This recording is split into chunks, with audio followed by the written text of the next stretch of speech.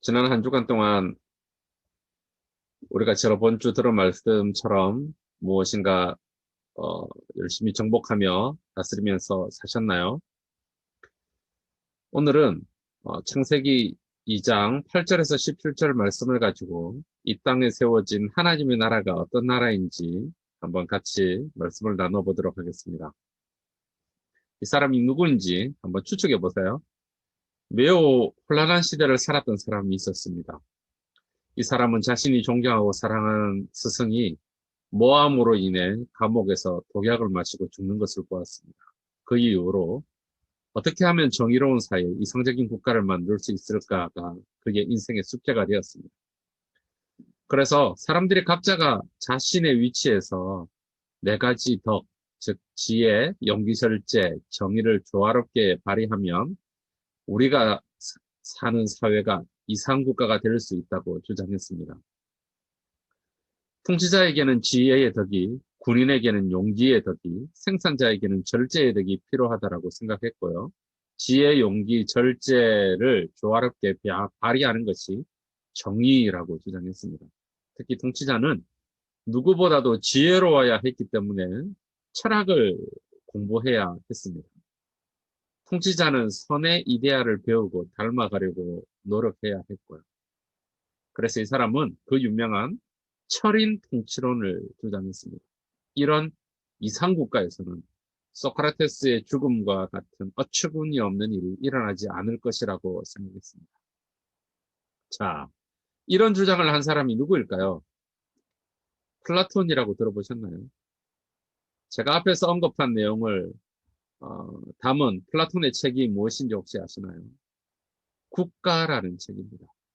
이상적인 국가는 뭐 지금도 플라톤뿐만 아니라 지금도 많은 사람들의 간절한 소원이죠. 여러분은 어떤 나라가 이상적인 국가라고 생각하십니까? 미국입니까? 어, 우리나라 대통령도 나라다운 나라를 만들겠다고 하는데 우리나라는 어떻습니까? 풍산교회 중고등부 청년 여러분, 성경, 특히 우리가 지금 읽고 있는 창세기 1장, 2장에도 서도 하나님은 이상국가, 즉 하나님의 나라를 실제로 이 땅에 만드셨습니다.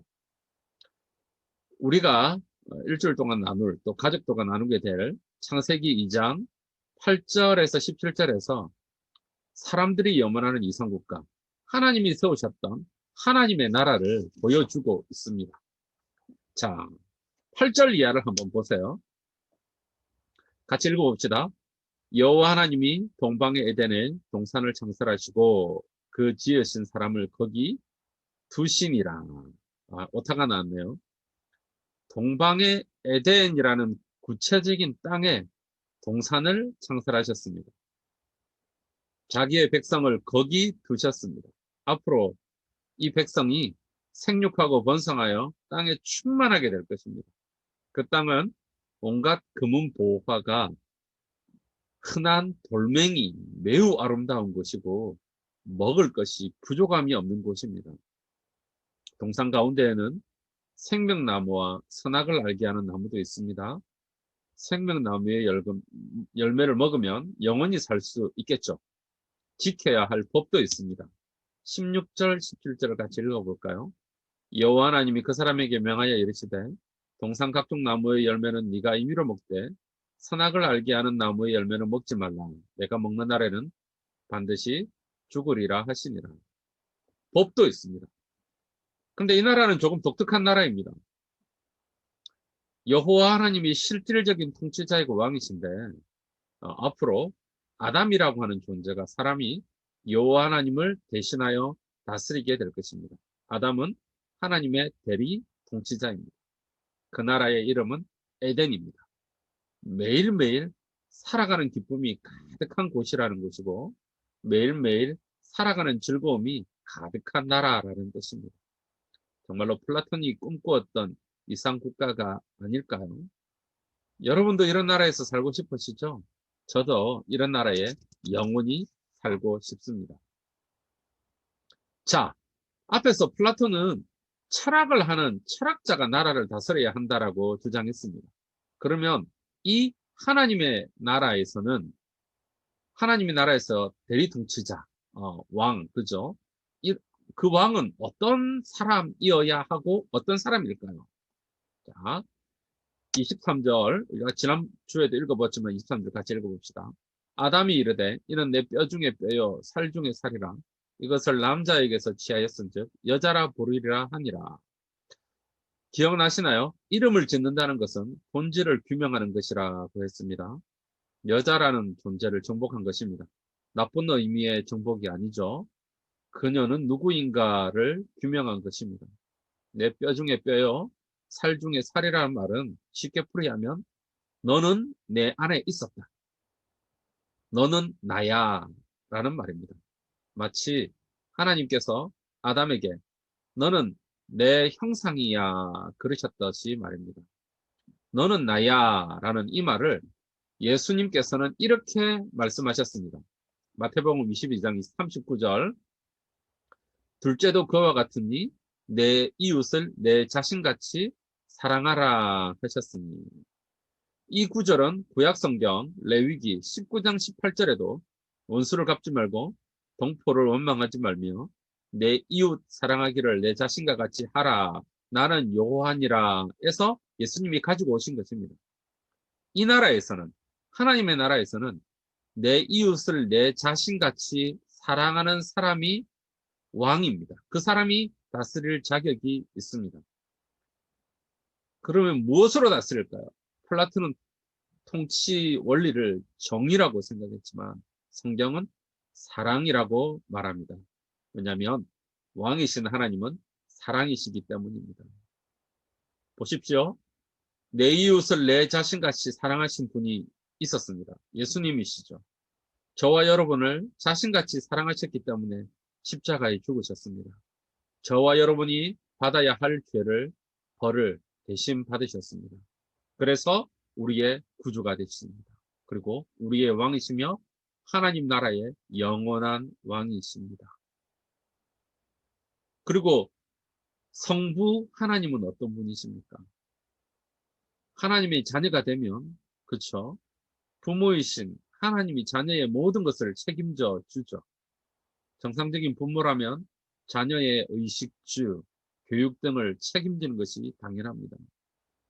마태복음 7장 11절에 보면 너희가 악한 자라도 좋은 것으로 자식에게 줄 알거든 하물며 하늘에 계신 너희 아버지께서 구하는 자에게 좋은 것을 주시지 않겠느냐. 우리 하나님, 우리의 왕은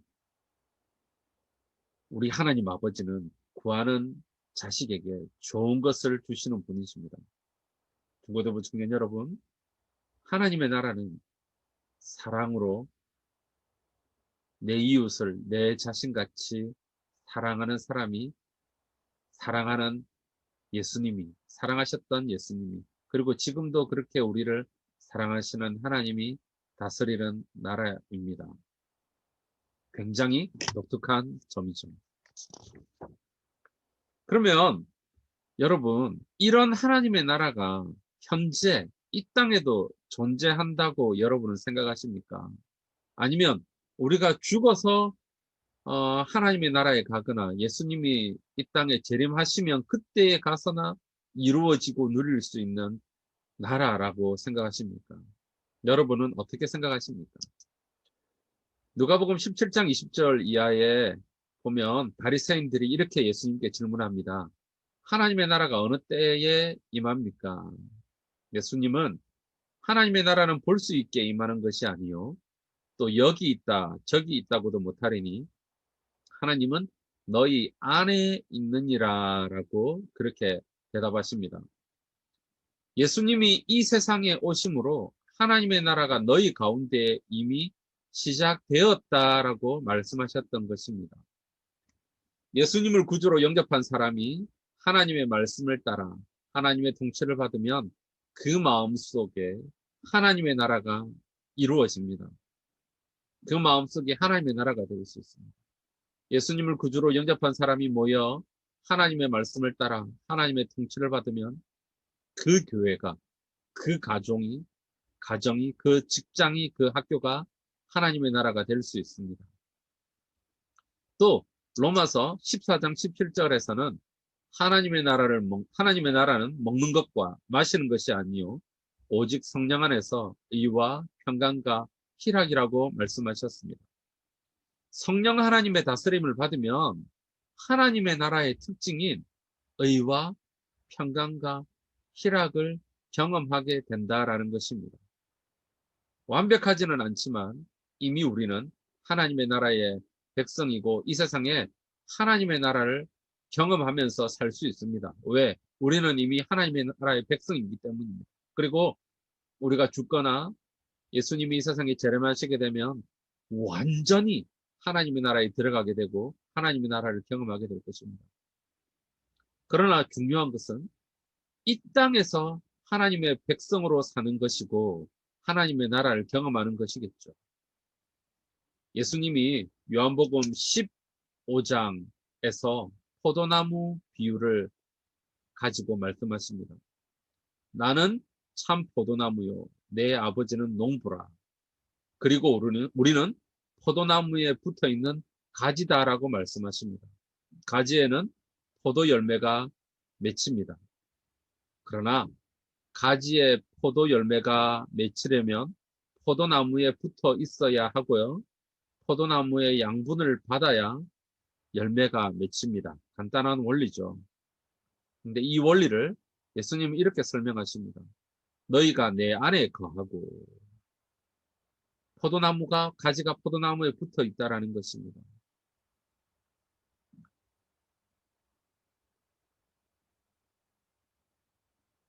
그리고 내 말이 너희 안에 거하면 또 오타가 있네요. 이 말은 너희가 내 계명을 지키면 내 사랑 안에 거하리라 라고 나중에 이렇게 15장 후반절에서 풀이하십니다.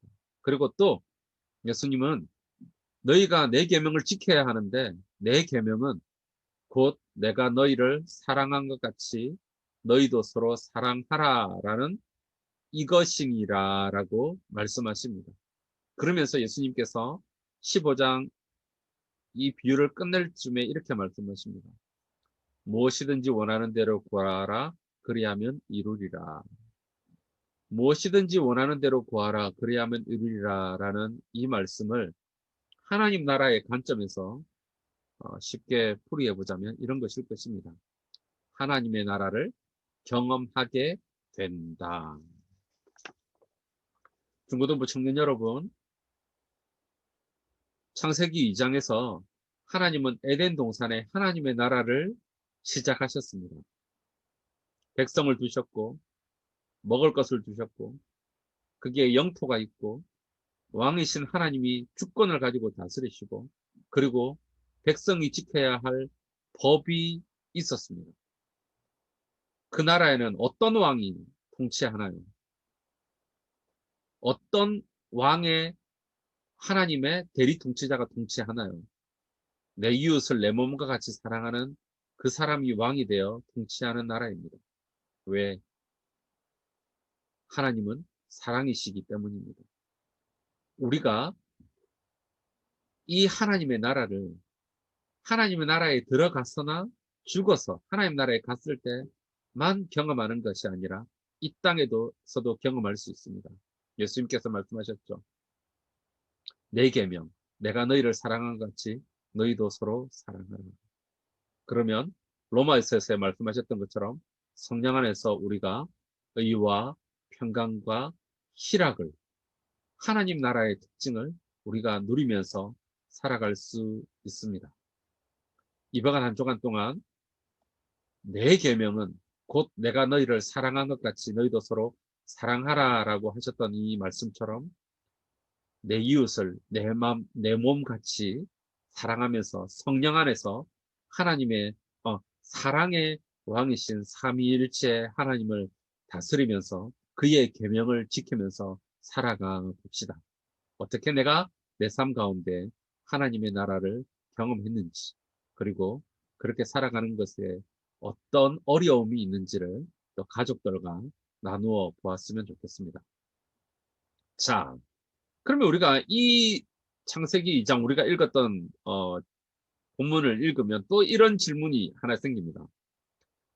하나님은 선악을 알게 하는 나무를 만들지 않았다면, 하나님이 선악을 알게 하는 나무를 만들지 않았다면, 아담이 죄를 짓지도 않았을 건데, 하나님은 왜 만드셨나? 궁금하죠?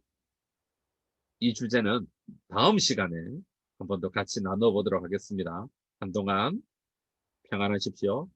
성령 안에서 서로 사랑하면서 예수님과 동행하는 한 주가 되기를 축복합니다.